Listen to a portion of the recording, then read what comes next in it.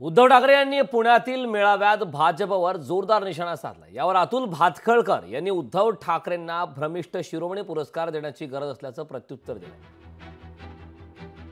अतुल भातखळकर यांनी प्रत्युत्तर दिलेलं आहे। त्यांच्यासोबत संवाद साधला आमचे प्रतिनिधी चेतन ननावरे यांनी। पाहूया। उद्धव ठाकरे हे भ्रमिष्ट शिरोमणी असा पुरस्कार मिळवण्याचे योग्यतेचे झालेत आणि त्यामुळे खरपूस समाचार कसला त्यांची करपली आहे।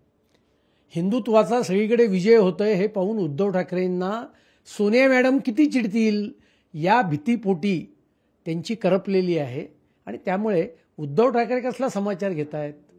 अमित शहाना ते अब्दालीची उपमा देत आहेत।